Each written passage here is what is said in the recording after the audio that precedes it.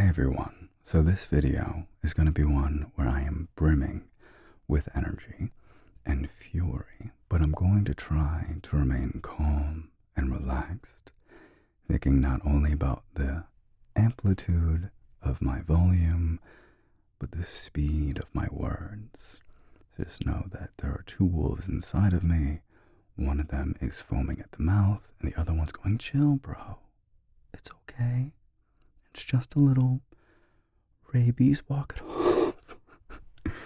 Okay.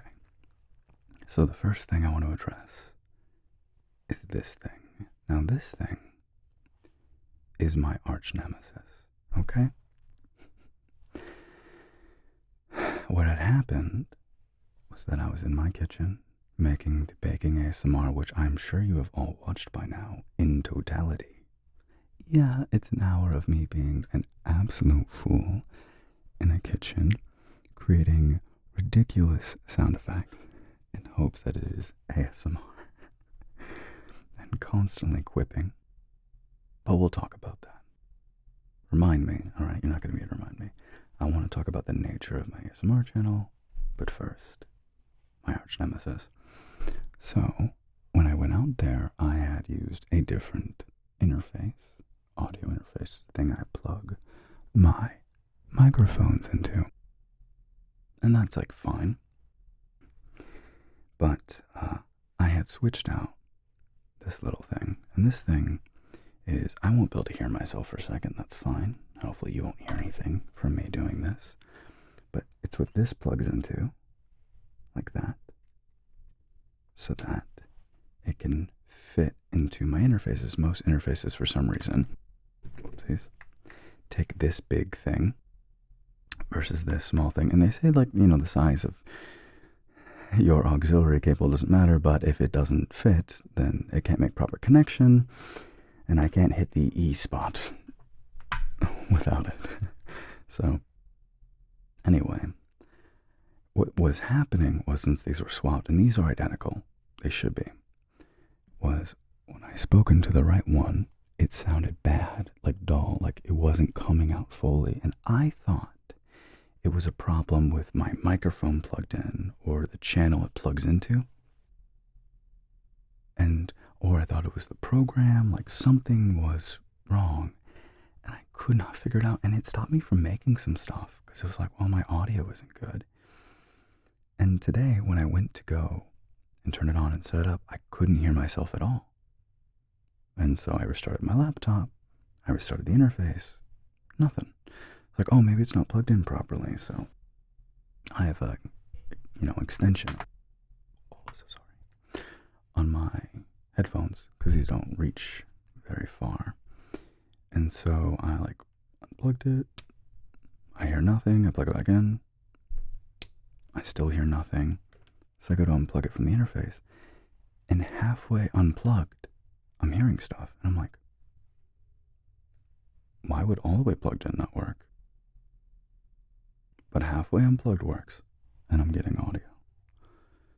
And then I kind of had a moment, I was like, wait, I had switched these. I don't remember why, but I had them both unplugged, and I didn't know which is which. I was like, oh, I'll just plug this one in. They're the same anyway. And so I try the other one, and suddenly, I have my sweet audio back. And I'm just like, oh my god. All of these technical difficulties over this little plug. So, to you Sennheiser who makes this, maybe more quality control, because this was ruining my life. That interface, I'm going to say a big number, and I know it's ridiculously expensive, it's overkill, and I spend too much money on things, is $1,000. It is a Universal Audio Apollo Twin X. And before any of you buy it, you don't need it. I don't need it. I got it for a very specific reason, and that was I was using headphones that took a lot of juice to power, and my normal interface with direct monitoring on, which is what allows me to hear myself in real time with no delay, so I know what I sound like. It helps me modulate my voice correctly, so I know I'm getting a good effect. Because if I didn't know what I sounded like, I'd be a little bit less deft with my audio making abilities, and I wouldn't really enjoy the sounds as I was making them.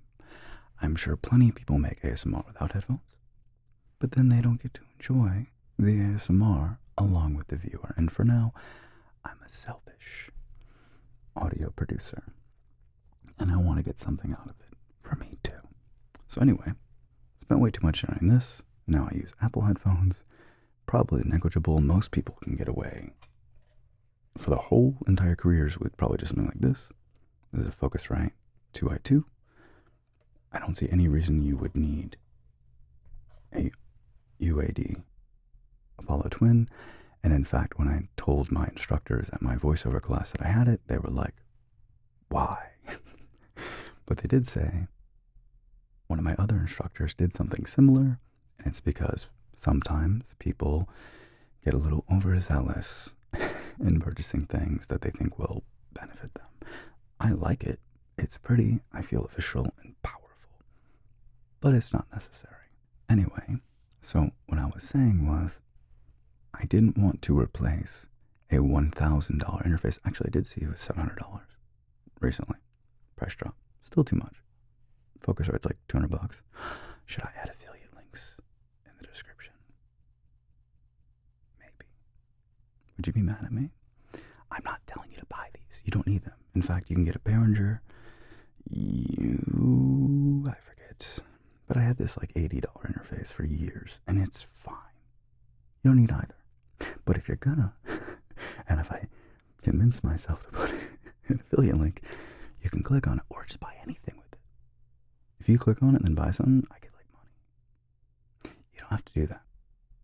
But this will be a trend in which I talk to you like I would just talk to a friend. But also parasocial boundaries. I'm just an entertainer, and I cannot provide the value that friends do. That's a reflex that I have from Twitch streaming. Ludwig said it. I'm not your friend, but I am your entertainer. And I can be the e-boy online that you stan. But you have to understand the limitations of our dynamic so that you don't have an unhealthy attachment to some random e-boy.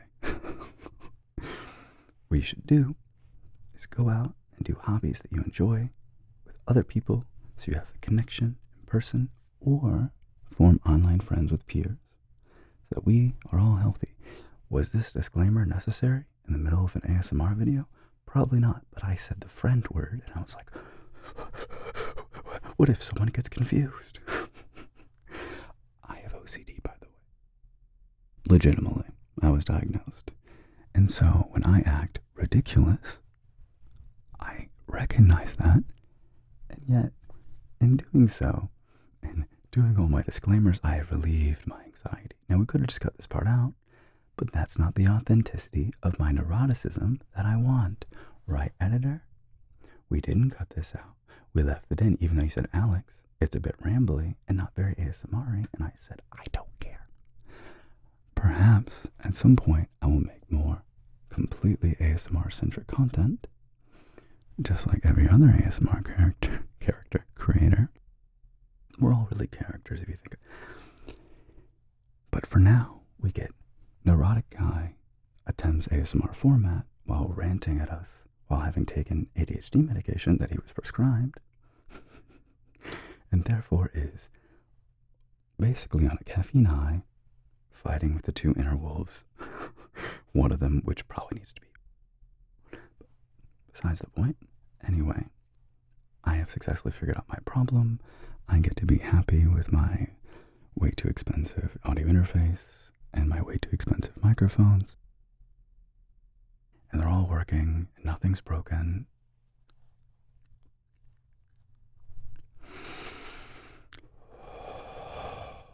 Pretty sure you can mouth those words. Basically bleep myself. Like, are you kidding me? I used to do that, like, subconsciously. Like, I would just bleep out. And people are like, did you just bleep yourself out in real life? And I'm like, what are you talking about? It's a funny little thing.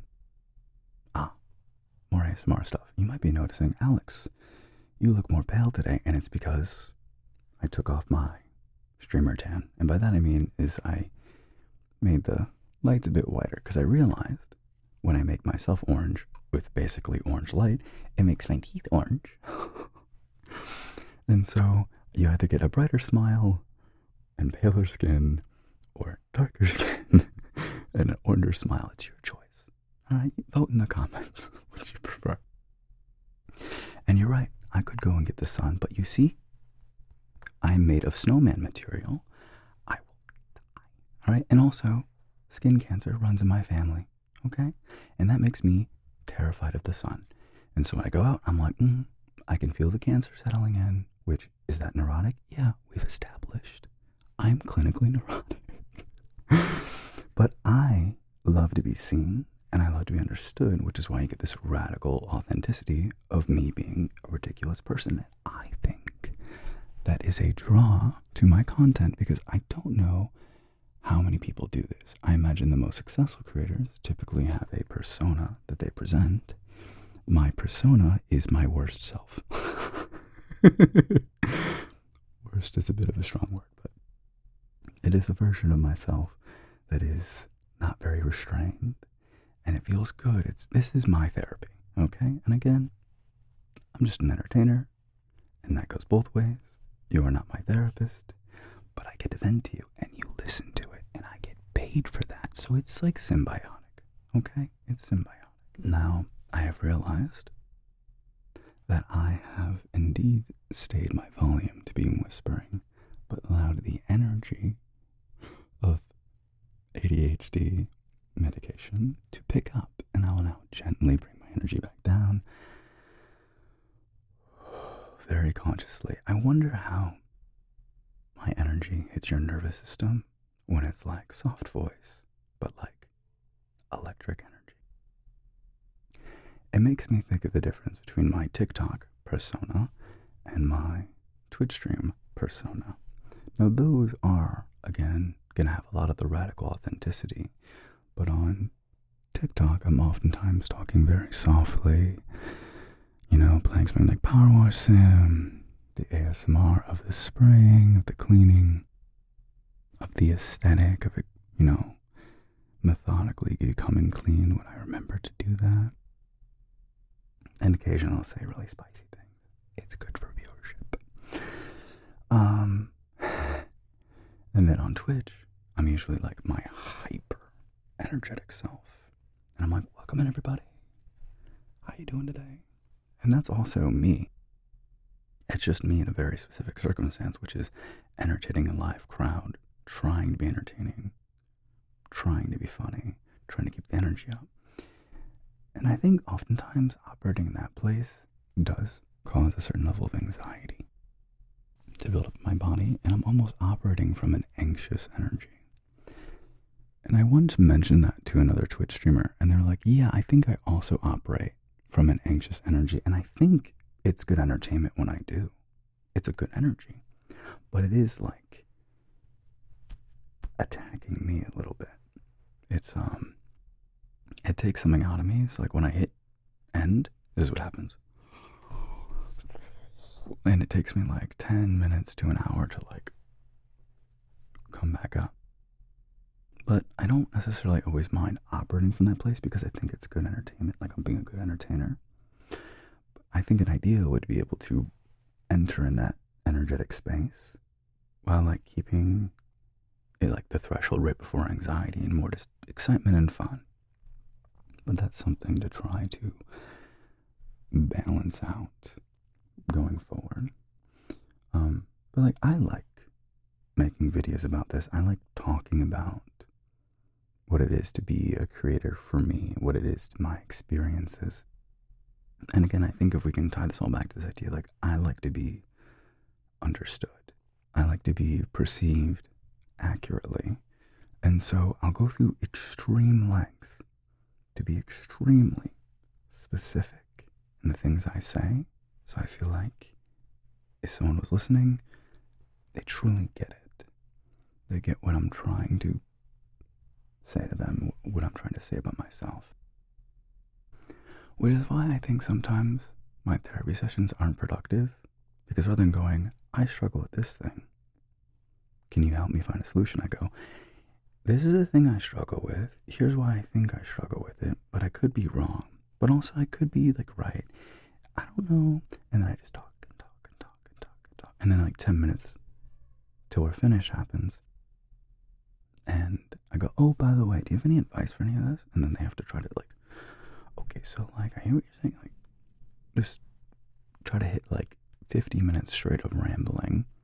Okay, turn that into advice for me.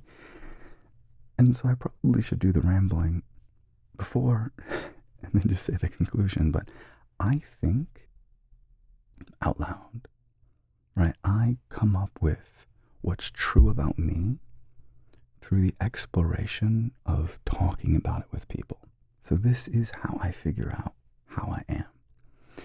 And so it's not just that I'm explaining to be understood, I'm explaining so that I understand. So I feel like, we wait for the alarm. Can you hear that?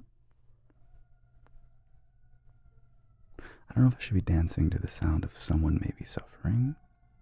That is a thought. I consider that. I stop dancing. My editor's gonna be like, okay, so the noise was going, and then you took a sip of water. I normally cut out sips of water, but then there's not continuity from the noise going and then stopping. So I could say to him, okay, leave the sip of water in. He said, well, that's awkward. And then we decide to cut it because the jarring nature of the noise going and stopping isn't too much. And he can just put like a little decrease of volume so it fades out. Anyway, my mind's all over the place. Isn't it cool though to think about how I'm going to edit this video as I'm recording it? It's like future me and past me will intersect. I like that. And now my editor's going to be like, okay, so you were talking to me this whole time. So am I supposed to leave the water sip in? And I go, yeah. You're supposed to leave the water sip in. But if he asks me before this, I'll just say, just keep watching the video. And then you'll see that I said to leave the water sip in so that the conversation that came after made some sense. He thinks I should just, I think he thinks, and he can correct me with text on the screen. Let's have a conversation. I think he thinks that this channel would benefit if I did more ASMR things. Because he thinks the rambles are like good, but have a less wider appeal. The general ASMR community. And I'm not trying to paint you into a corner, editor, okay? You can defend yourself. Put a bunch of text on the screen. Let's duke it out, you and I. Give you some work. We were talking about my collection of videos so far, and most of them are sort of here, rambling, talking to you, and I love these. This is cathartic. I get to breathe after. Thank you. And I didn't have to pay you $150 an hour, or if you take my insurance, $15 an hour to do so. You pay me by watching the ads or having a YouTube Premium subscription. Also, this reminds me, you should subscribe and like and comment. Ooh, comment. That's so good. So good. And tell me what you like. Now, if I keep making videos like this, I will eventually build an audience of people who specifically like rambles. Right? That's the only thing I'm offering. But the thing is about that is I don't want to purely be a ramble guy. It's my favorite content to make. But I also want to make what I would call high quality ASMR, where I'm specifically focusing on triggers and providing stimulation that y'all will enjoy. And once I offer something consistently, perhaps any deviation will be less enjoyable. It's very similar to how content creators sometimes will build up their audience with a specific niche, and that could be Animal Crossing, Stardew Valley, Dead by Daylight, any of those games. Anytime there's like a weird cut and jump, it's probably because I burped because I just ate breakfast. Sorry. Anyway, so one of those games, you play them for a while, you build a community, you love the game, but eventually it's like, I've been playing Dead by Daylight for 3+ years, and I would love to play something else. And then you do. And then your Dead by Daylight audience, who only watches you when you play Dead by Daylight, is gone. And you're trying to be a variety streamer, but you've built up your entire fan base on Dead by Daylight or Animal Crossing or Stardew or Mario Kart or whatever it is. Zelda games. And I'm thinking of real people when I say this, by the way, but they want to play more. They want to expand, but they have to kind of almost start over. Like, there's going to be always people who enjoy you, whatever you do.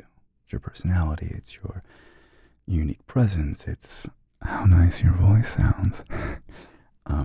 And the fact that you have golden retriever energy and radical authenticity and a combination of things that they haven't found specifically in someone else, something unique to you. They'll always be there because you are you.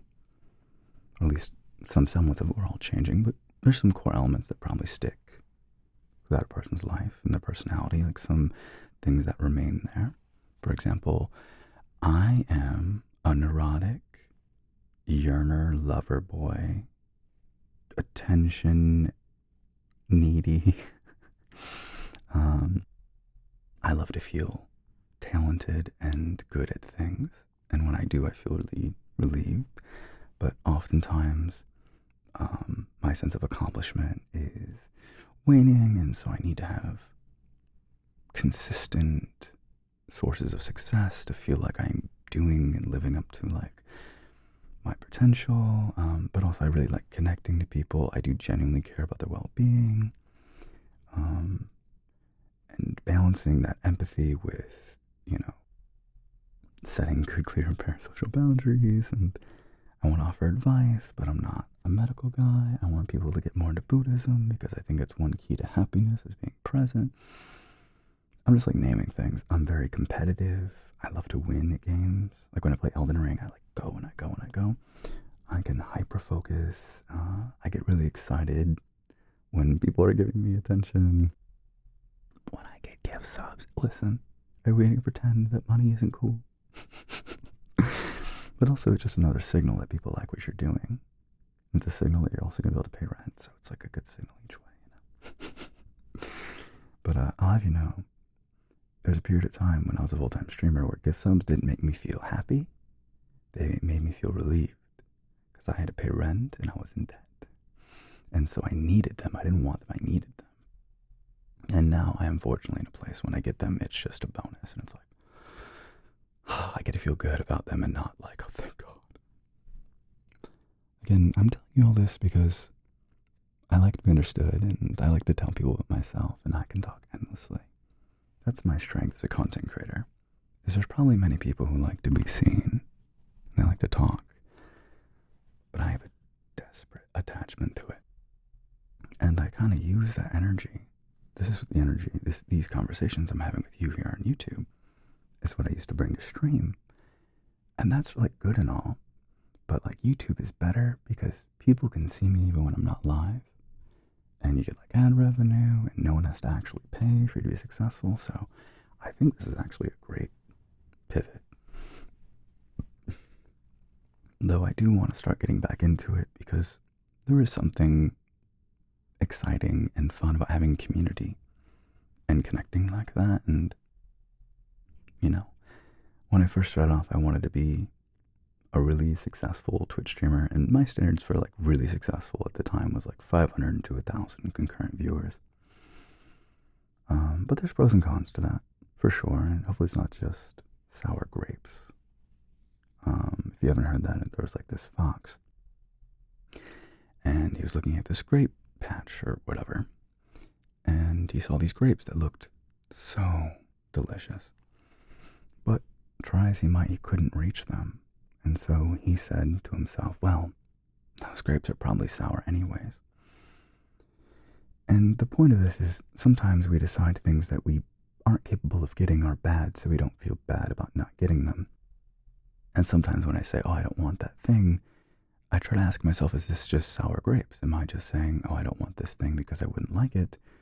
Or am I correct that the negative aspects that are true about that thing are actually bad? Like, for example, I promise you, I never would want to be an A-list celebrity. That is too much attention. I love attention, but I want it when I want it, and I don't want it when I don't want it. I love the anonymity of going to the store and no one knows who I am. No one knows who I am. That's so nice. Like, when I go to a convention, I'm actually the opposite. I went to one yesterday, MomoCon. I want people to recognize me. Like, oh my god, you're so cool. So I get to feel so cool. And as soon as I leave that convention, I want to be a ghost. You don't know who I am. I can go to a restaurant, I can eat a meal, and no one disturbs me. Because I see people talk about this with like A-list celebrities. And some A-list celebrities will have times where they're pushing away fans. Don't talk to me. And other people will comment and say, you know what? You would not have the success you have without these dedicated fans. Therefore, you owe your time in your private time to them. You owe them the autographs, you owe them the photographs, you owe them the conversations. And I'm like, no. I mean, one, I'm in creator spaces, and so these sorts of conversations about how you are not entitled to someone's time just because they exist in online spaces is true. But like the fact that some people think that Taylor Swift owes you her time and energy because she's famous? No. If someone came up to me and I was exhausted, let's say like my dad just yelled at me or something, I was like, have a photo? And if I was like, I'm not in the mood, I'm in a bad mood, and they were like, you don't appreciate your fan, I'd be like, and you have no concept that I am a person with my own personal life, and you are just so caught up in this idea that I owe you something. So, yeah.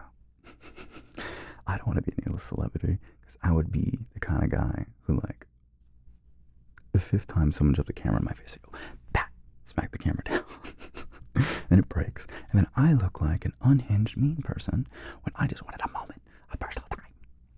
Again, these are all hypotheticals, I don't have to deal with this. But if I'm at a convention, please say hi. It'll make me feel famous. One person recognized me. One person. Which is cool. But when I was at DragonCon, it was 3.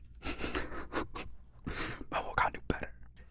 Again, I will acknowledge that my fame is not. So it's fair.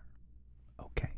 And if you want to see and say that it's problematic that I went only one person, that's fine. Alright? Because I'm neurotic, but I'm aware.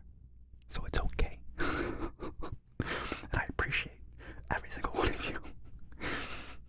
But I need to get recognized more at conventions. So I feel famous. But not outside. Not too famous. Right? It's like, what is it? You can't have your cake and eat it too. So anyway, I would like to be a D-list or C-list celebrity. After all that said. My editor might maybe cut some of this out. You might not see any of this. I did rant a lot. But like, I'm not famous enough that any of these people would care. They won't care. Why would they care? Okay, anyway. Okay. So, that's how famous I want to be. And I would love to get to a point where I feel successful enough to where I don't really have to worry about like, will I be able to maintain this for this many of years until I like retire? Could I retire maybe in 25 years? Or like once I retire, am I going to pivot to something else? Because I think I want to be someone who's tried a lot of things out and been successful in them. I do have issues with practicing certain skills to the point where I get particularly good at them. As I've said many times, one of the few things I actually do is talk endlessly. That's my main skill. But I would like it if I got good at making ASMR to where I could make you a video that I describe to my editor as sensory heaven, where it is all about making you get those feels so you enjoy it. Because my baking ASMR in general is probably not sensory heaven, it's more exploratory. It's like, look at this guy who neither knows how to bake nor do professional ASMR attempt to do both, while also someone who's recently taken a stand-up comedy class and thinks he's funny now, trying to make constant quips and jokes because a few people before in a previous video had said that that was something they liked, this idea of a silly ASMR. And so I was like, oh, well, being silly and lovable is one of the things I want to be seen as most, and so if I can put that into my ASMR, and it's more like lighthearted and fun, as opposed to sensory heaven. So I described because this was a discussion with my editor. He's like, well, this is not like traditional ASMR. And there's going to be noises that people don't like. And I was like, I want you to leave them in because I like this journey of like, oh, this is a good noise, this is a bad noise. It's an experience of me figuring out what works and what doesn't. Now, I'll admit that the metal on metal scraping of the metal bowl was so intolerable, and he emphasized this, and eventually I went, okay, you're right, that I dubbed over it going, whisk noise, like and subscribe noise, like and subscribe noise. And I agree. That was the right call, and some people thought that was funny, which again, being perceived as funny was probably one of my first desires, besides being like a professional singer. But that might predate it. I always wanted to be funny. My dad was funny when I was younger. At least I thought he was. And maybe that's why I wanted to be funny. I don't know. But I knew I wanted to be funny, and I knew I was jealous of the class clown. Well, if you know, in college, there are a few times I made a few jokes that got the whole class laughing, and that is a power trip. Now, I definitely failed a few times because the problem is as soon as I got that first laugh, the dopamine in my head would erupt. And that meant I was going to keep on trying to make jokes. And usually, the first joke I would make was said because it had to be said. It was so funny to me. It was like you get that little tingly feeling, ooh, I'm going to say this funny thing. And you get excited, like you know it's going to be funny. And that threshold is pretty high, but as soon as I make them laugh, the threshold for what I will say next becomes zero. And so I just say things and the laughs diminish, and then I feel bad about myself. But I'll mention one thing that I remember. It will not be funny out of context. But I'm going to tell you it, and I'm going to tell you that the class laughed. And then everyone clapped, but it happened. We were in an economics class talking about this idea of externalities. Essentially what that means is when something is bought or sold, there's a third thing, a third cost that's sometimes not accounted for. For example, when you buy a car and you put gas in it to drive, you pay for the gas, right? But you don't necessarily pay for the pollution the gas produces. And if it's not captured for in the cost, then this third thing, pollution, will build up at unsustainable levels. I don't know if that fully captures it accurately. The point is, though, it's a cost that people don't always account for when a supply and demand is met. Can't believe I remember this. And they're like, are there any externalities to being on a college campus? And I went to BGSU, Bowling Green State University, and it is very cold in the winter. Like, if you're walking to class and it's 5 minutes and it's like -5 degrees, miserable. So I raised my hand, feeling a little giddy, and they're like, yeah, what's an example of an externality for college? And I said, frostbite. And the class laughed, and the teacher wrote it on the board, all smiley, because we were all frostbitten, you know? Again, out of context, not the funniest joke, but in the moment, like when they're expecting a serious answer, and you hit them with that, and then they agree, their little brain lights up with dopamine. There's some ASMR for you. And I love that feeling. So anyway, when someone's like, oh, I like the silliness of this ASMR, or it made me laugh, it makes me happy. One of my original desires was to make people laugh. And the nice thing about laughter is if it's not fake, and usually I think it's not, people aren't that polite usually, then it's an instant validation that you made them feel good. And you don't always get that. I'm someone who's pretty insecure. I feel like, oh, do they like me? Am I making them happy? Do they enjoy what's happening? If you make someone bust out laughing, you have that instant validation that they probably like you, at least in the moment they like what you did. And that's why I think making people laugh is so nice. because you know for sure you've made their day better and you get to feel good about it. So that said, with a lot of my content, I've had a desire to make people laugh if I can. It's why I've taken several improv classes online years ago and in person now that I've moved to Atlanta. Why I've taken a stand-up comedy class. And at this point, I've decided that I do think I'm pretty witty, but not all my jokes land. And some of them are going to be, boosted by the fact that some people like the sound of my voice. And maybe the look of my jawline. And so, I might get away with weaker humor. Like I'm some comedian I can think of. I won't name any names. You can though. That'd be fun.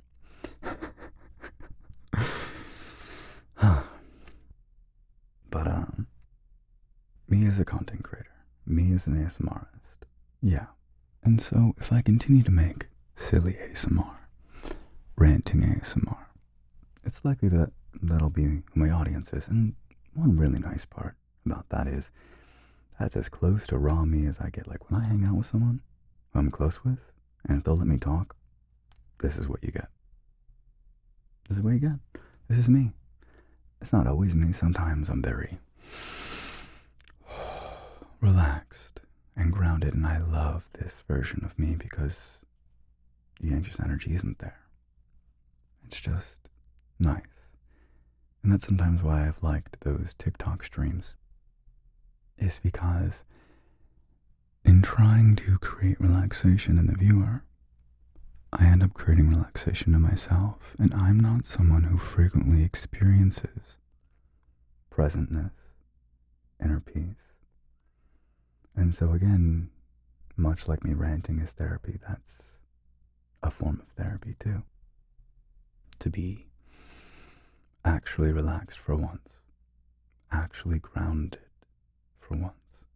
Like right now I'm doing it, and you can probably maybe see it, at least when I tell you to look for it.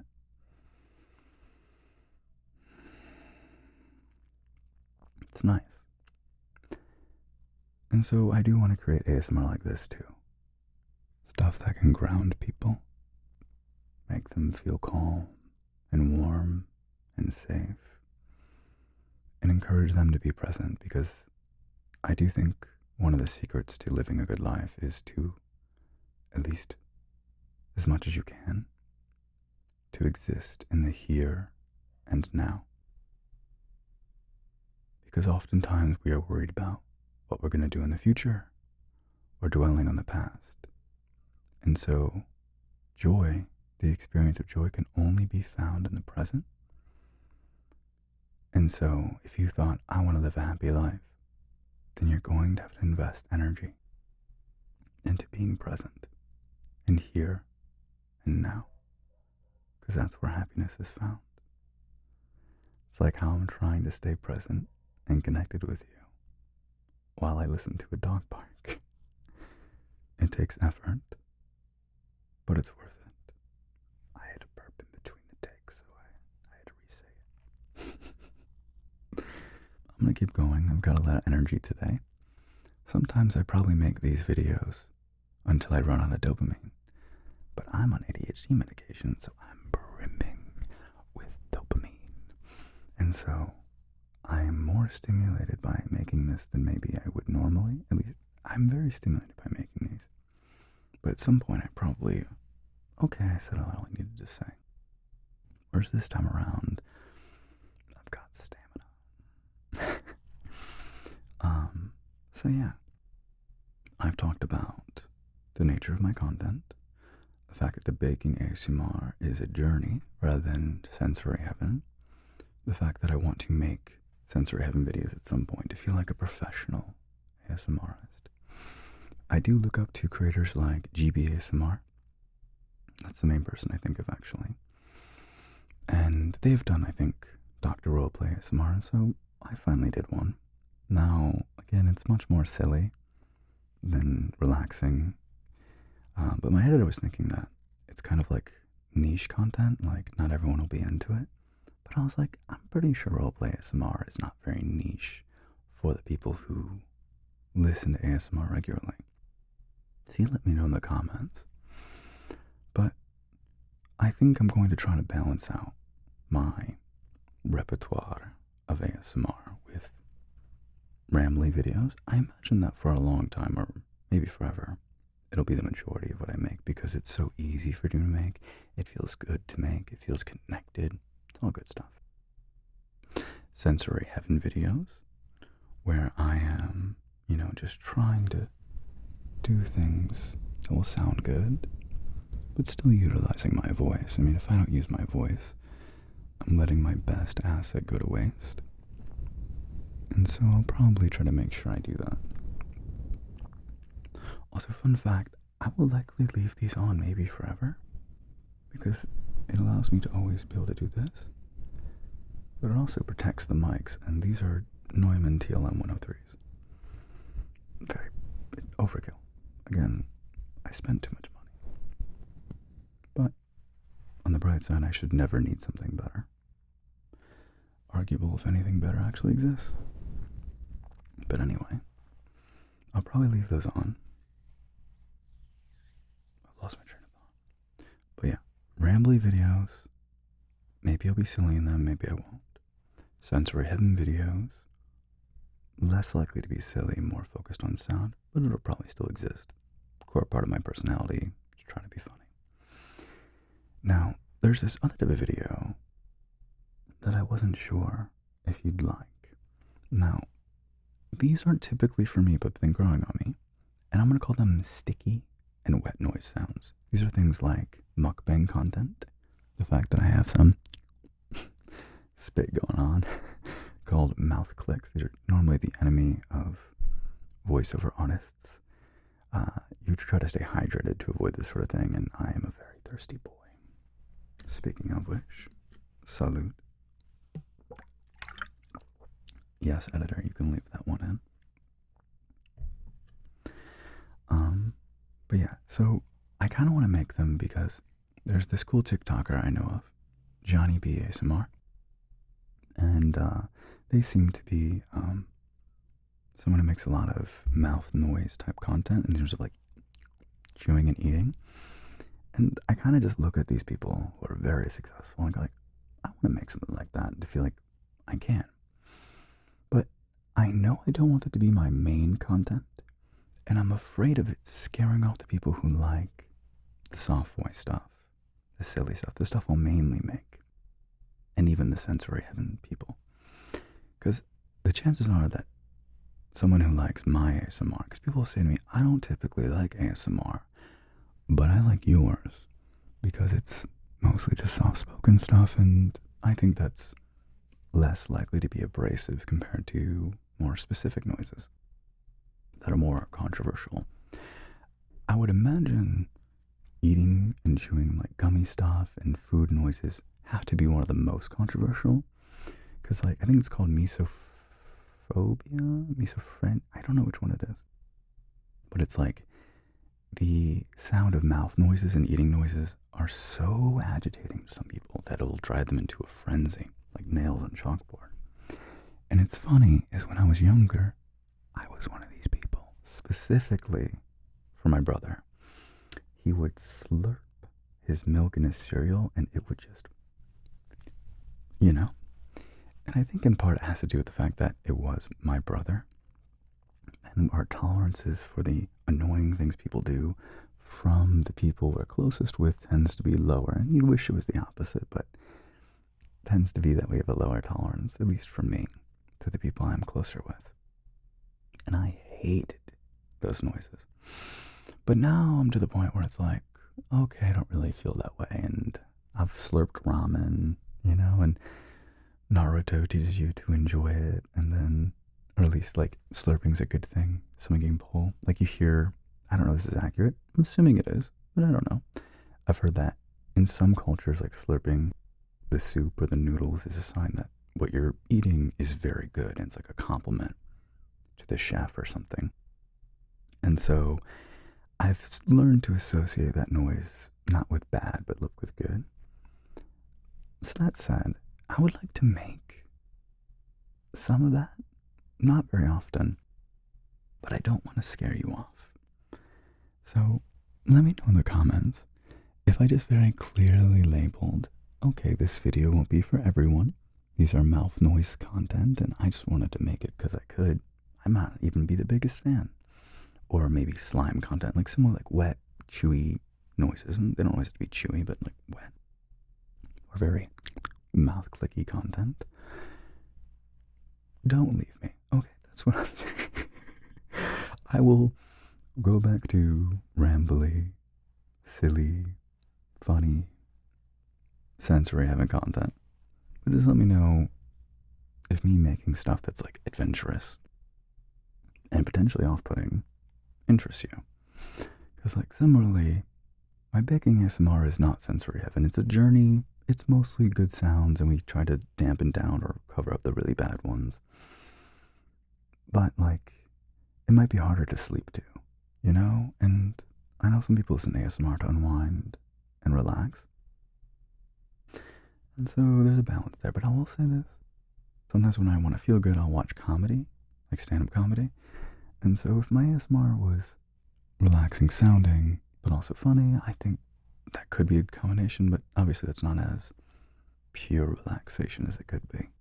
Just at 50 minutes of recording, so I've managed to make another very long ASMR for you. And I think ideally I'm shooting for about 20 minutes. So, kind of going overkill here, but that's okay. I liked talking about all this, and to be fair, I probably will again. I tend to talk a lot about the things I'm thinking about, especially while I'm still in the process of figuring it all out. But yeah, oh, there was some other stuff I want to talk about. So now we've talked about stuff I can make here. Oh, and roleplay ASMR, another section of stuff I can make. I'm going to try a lot of it out, see what you respond to, make more of what you like, but especially if something you like is something I like doing, like trying to be silly, I'll make more of that.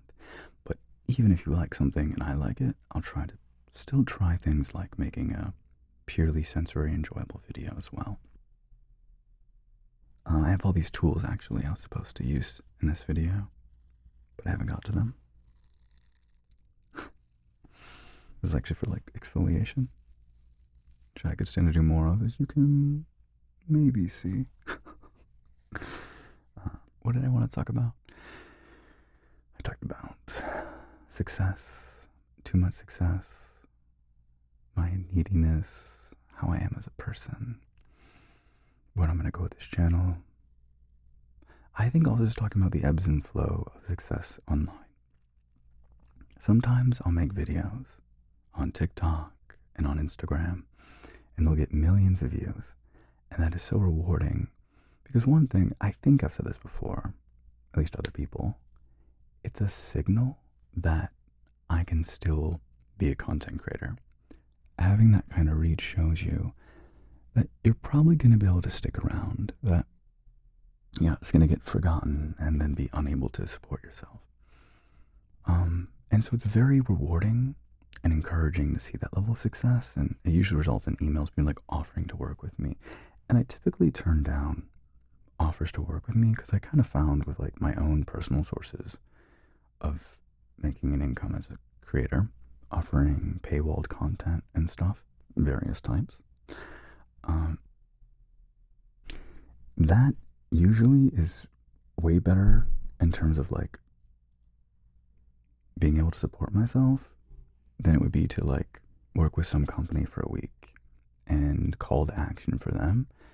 So it typically doesn't work out where it makes sense for me to take sponsors, but I kind of almost want to take them just to feel like I'm doing content creator stuff, like feeling like, oh, I'm doing all the things. And so if I do take them in the future, I might try to do them specifically for Twitch streams. Like, it's like, yeah, I'm being undervalued by the companies who want to work with me, but if I maybe like the company or the product, I can do it anyway just to feel like a content creator. You know, it's like an aspect I don't really do much with. I don't really work with companies. But anyway, if I found a good product and I didn't hear anything terrible about them yet, then I would love to be sponsored. You know, it's like, yay. I've only taken a few sponsorships in my life, and those when I was an active Twitch streamer, and they were really lucrative at the time for me, and were really big to like, oh my god, I can afford some things. I can upgrade some gear. But typically, like, compared to what I'm making from all of my sources, it's just what I get offered is so lowball, it's like, it's just not worth my time. But I might take it anyway. And if you're like, Alex, how crass of you to talk about money, listen, it's a part of my neurotic desire to be understood in my totality for my faults and for my positives. Okay? If I'm not your cup of tea, go drink something else. In terms of me being radically successful, I would love to build up this ASMR channel because it's another source of income and doesn't rely on individual contributions for paywall content. And so even if the economy doesn't do great, which I'm hoping doesn't happen, I will still be able to support myself if this is successful enough. And also, it's something that I've always known that I could do, but I'm like, well, maybe I'll learn how to do it well.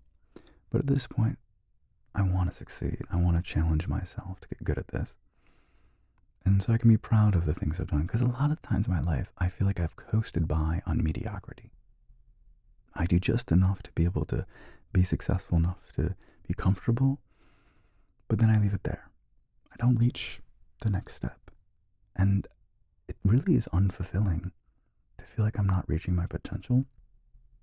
And I've existed this way for years, but over this last year, I really think, or this last 6 months, I really think I've pushed myself to improve in various ways. And I can be like proud of myself a little bit for how far I've come. The fact that I've made these videos more consistently, the fact that I went out and got diagnosed. And I think a big part is like having IRL friends.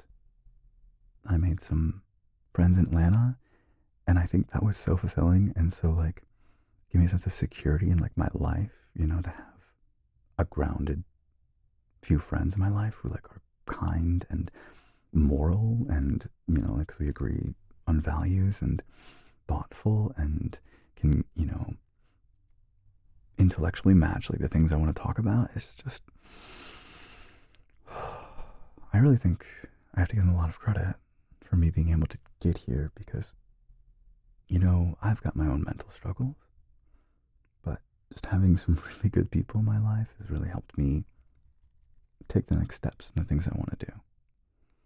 So I'm very grateful for that. I'm trying to remember though. I want to make sure I get everything off my chest I want to do. I know I could have been whispering more, but I was more focused on talking this time. I hope that's okay. I did find out that y'all like it when I whisper. I do think a combination of soft-spoken, like this, so you can still hear the warm notes of my voice, into a whisper is good. Because I do recognize that whispers just hit the brain harder. It's more of like a little button. Or as some people would say, a trigger. ASMR trigger. So yeah, was that everything? That wasn't everything. I could play with these. I might not this time. We're already about almost an hour in.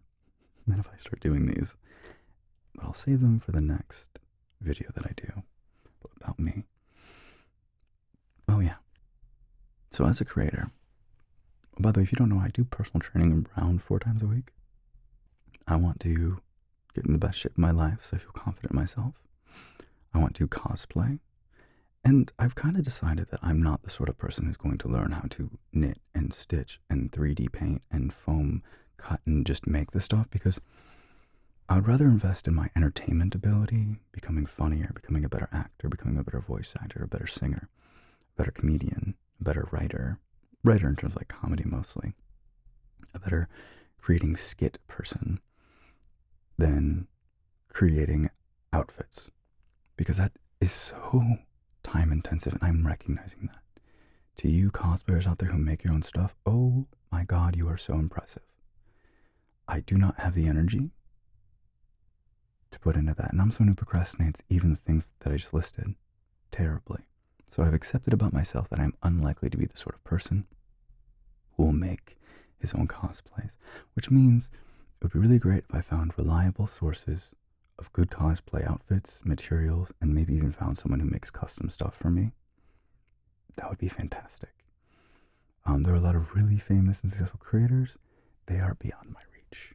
Speaking of my very humble position as not that famous, I do not have the reach to be able to hire those people, nor probably the finances to be able to buy a, customized suit of armor.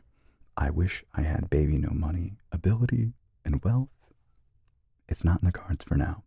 Perhaps if I get really good at something else, I will be in a position to do so, but for now, it's not in the cards. But I would love it if I could reliably source good cosplays and take good photos while feeling confident in my body and change location. Something I'm not typically doing is I like this idea of renting out locations and taking photos there and, being all boudoir and cute. And yeah, like that would be like another thing I've always imagined doing, but don't do. And that would feel really nice. So yeah, cosplay, that's one thing I want to do, but I acknowledge I cannot make the outfits. Voice acting. It's something I'm kind of putting on the back burner, because I think I acknowledge what it takes to do it now. I know I'd have to improve myself as an actor. I know my voice is good and I'm capable, but I'd have to dedicate myself and audition, and it's not something I want to do right now, but something that I do want to achieve in my lifetime. And I would love to voice act in a video game. That feels so good to do, like a nice, solid video game that people will play. Like to be like, yeah, I was in this thing and I'm very proud of it. I think I'd like to voice in an anime, but I don't know if I'd actually want to be a long-running character because the idea of a time investment is scary to me. But if we did if we did all the recording in like a month, that's fine. I just don't ever want to be like, oh, I'm doing a 9 to 5, So that's the hard thing about voice acting is oftentimes the 9 to 5 is auditioning, and I'm really looking to get successful enough where people come to me with projects. And that's a privilege that you have to earn by being just super good at what you do. In terms of becoming like a stand-up comedian, probably not. In terms of being like a stand-up comedian, probably not. I enjoyed the class I took. I posted the full set to my socials, and they laughed. Now, I'll admit it was tend to be shock value crude humor rather than extremely witty humor, which I appreciate when you don't have to rely on being crude to get laughs. But I'll take the laughs for being crude too. But I would love to hone that even more and at least put that energy into social media. So even if I'm doing stand-up comedy by talking to you here like this, if I'm telling good jokes, clever jokes, funny jokes, even if they're spicy sometimes, or most of the time, if you're laughing, that would feel really validating. It's like, okay, that's good too. I would like to regularly Twitch stream at least like once a week, just to feel like I'm still doing it. I'm still pursuing that dream and connecting. And then releasing ASMR once a week would be fantastic. And and then also not just doing this.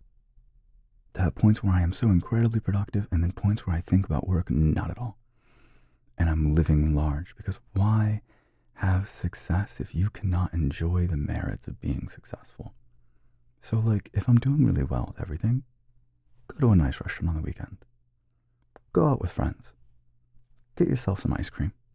Like, why reach as high as you can go if you're not going to appreciate it when you're there? If you're only going to think about the next step. So I would love to find a life where I am just achieving all I want, but then also living really large.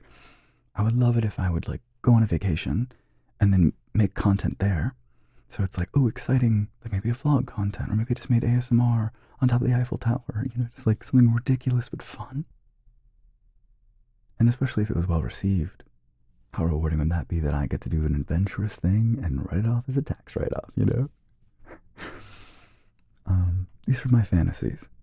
It's balancing, reaching for the stars in terms of my career, but also enjoying the moment in life I have and being present and being happy, and not letting the tumultuous nature of viewership be the thing that determines my self-worth and valuation of myself and my feelings of security. To know that I am differentiated enough in different fields that if one falls, the other might rise. To know that I am talented enough in different fields that I can pivot if I need to. To be a voice actor if I want to one day. So, yeah. I'm excited to keep on growing as a person, as a creator. to be happier, to love and be loved, and just keep making better and better things so that as I look at the entitlement of my media presence, I can see a continuous line of growth, of confidence, of skill, and while doing it, while performing it, while making it, happiness and satisfaction, knowing that I'm doing something worth doing and I'm doing it well. That would be awesome. Okay, if you liked this ramble, please comment what you liked about it so that I know that's something you want more of. Let me know if you prefer 20-minute videos. If you watch this far, you probably like long videos, but give me all of the feedback. I've always fantasized about my content being a back and forth conversation. I've always fantasized about my content being a back and forth conversation with the audience, where they nudge me in the direction they want me to go. And so we grow together. That your enthusiasm for me fuels me to keep on going. That I can become the best creator that I can be, and know that I'm being rewarded for the energy I put into the universe. I was going to say the world. I switched. Anyway, let me know what you want, and I'll see you in the next video. Also subscribe. Okay, bye.